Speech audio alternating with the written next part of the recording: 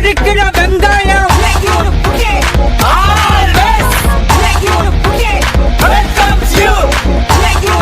Hello friends, welcome back to Kannan Samayal. எல்லாரும் எப்படி இருக்கீங்க? நல்லா இருக்கீங்களா? இன்றைக்கி நம்ம சேனலில் வெண்டைக்காய் சட்னி, வெண்டைக்காய் துவையலும் சொல்லலாங்க. எப்படி செய்யலாம் வாங்க பார்க்கலாம். இது பார்க்கறதுக்கு முன்னாடி நம்ம சேனலை நீங்கள் சப்ஸ்கிரைப் பண்ணலாம், மறக்காமல் சப்ஸ்கிரைப் பண்ணிக்கோங்க. நான் 1/4 கிலோ அளவுக்கு வெண்டைக்காயை கட் பண்ணி எடுத்து வச்சுருக்கேன். 2 தக்காளி எடுத்து வச்சுருக்கேங்க. உளுத்தம்பருப்பு, சீரகம், தனியா, வரமிளகா, 4-5 பூண்டு பல்லையும் எடுத்து வச்சுருக்கேங்க. இப்போ நம்ம ஒரு பேனில் ஆயில் ஆட் பண்ணிக்கலாங்க. ரொம்ப ஈஸியாக, ரொம்ப டேஸ்ட்டாக இருக்குங்க. கண்டிப்பாக ட்ரை பண்ணி பாருங்கள்.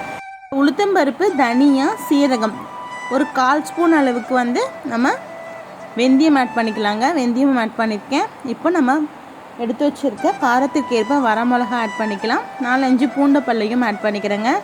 இது நல்லா வறுபடட்டும். இது எடுத்து தனியாக எடுத்து வச்சிடலாங்க. வறுபடுத்ததுக்கு அப்புறமா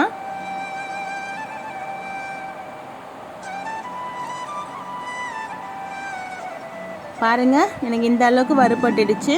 இப்போ நம்ம இதை எடுத்து மிக்ஸி ஜாரில் ஆட் பண்ணிக்கலாம். அதே பேனில் நான் எடுத்து வச்சுருக்கேன் வெண்டைக்காயும் ஆட் பண்ணிக்கிறேங்க. வெண்டைக்காய் ஆட் பண்ணிவிட்டு இதையும் சேர்த்து நம்ம நல்லா வதக்கி எடுத்துக்கலாம். இப்போ நான் மிக்ஸி ஜாரில் இது எல்லாமே கிரைண்ட் பண்ணி எடுத்துக்கிறேங்க. வெண்டைக்காய் வதங்கிட்டு இருக்கு. இப்போ நம்ம இது நல்லா வதங்கினதுக்கு அப்புறமா நம்ம எடுத்து வச்சுருக்க தக்காளியையும் ஆட் பண்ணிக்கலாங்க.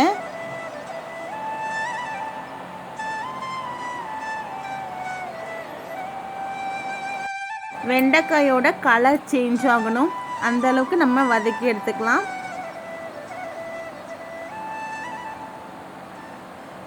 பாருங்கள், வெண்டைக்காய் எல்லாமே நல்லா ஃப்ரை ஆகிடுச்சு.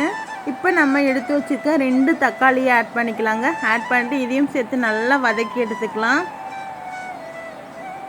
தக்காளி எல்லாம் நல்லா மேஷ் ஆகணும். இது இரண்டுமே நல்லா வதங்கி இருக்கணுங்க. அப்போ தான் டேஸ்ட்டாக இருக்கும். இது சாப்பாடோடு பேசிஞ்சு சாப்பிடும்போது ரொம்ப ரொம்ப சூப்பராக இருக்கும். அது மட்டும் இல்லைங்க, தயிர் சாதத்துக்கும் நல்லாயிருக்கும். ரசம் சாதம், சாம்பார் சாதம் எல்லாத்துக்குமே ரொம்ப சூப்பராக இருக்கும்.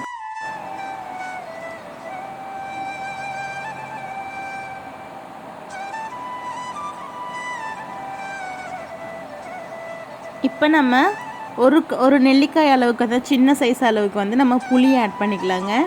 புளி போட்டால் தான் சட்னி ரொம்ப டேஸ்ட்டாக இருக்கும். கண்டிப்பாக புளி ஆட் பண்ணிக்கோங்க. நம்ம தக்காளி தான் ஆட் பண்ணாலும் அந்த புளி போடும் போது தான் அதோட டேஸ்ட் நமக்கு கிடைக்கும்.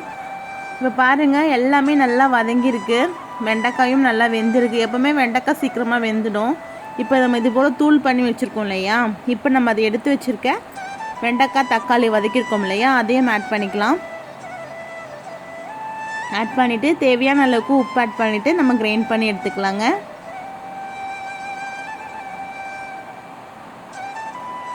பாருங்கள், நல்லா சூப்பராக கிரைண்ட் ஆகிடுச்சு. நமக்கு சூப்பரான வெண்டைக்காய் சட்னி துவையலும் சொல்லலாம். சூப்பராக ரெடி ஆகிடுச்சு பாருங்கள். இப்போ நம்ம இதை தாளித்து எடுத்துக்கலாங்க. பார்க்கவே சூப்பராக இருக்குது. டேஸ்ட்டும் ரொம்ப சூப்பராக இருக்குது. கண்டிப்பாக ட்ரை பண்ணி உங்கள் ஃபீட்பேக்கை கமெண்ட் பாக்ஸில் சொல்லுங்கள். இப்போ நாம் தாளித்து எடுத்துக்கலாம். இது கூடவே கொஞ்சம் பெருங்காயமும் போட்டு தாளிச்சுக்கோங்க, இன்னும் மணமாக இருக்கும். இப்போ நம்ம தாளித்து மிக்ஸ் பண்ணிக்கலாம். ஒரு பவுலில் ட்ரான்ஸ்ஃபர் பண்ணிக்கலாம். பார்க்கவே சூப்பராக இருக்குல்ல? கண்டிப்பாக நீங்களும் உங்கள் வீட்டில் ட்ரை பண்ணி பாருங்கள்.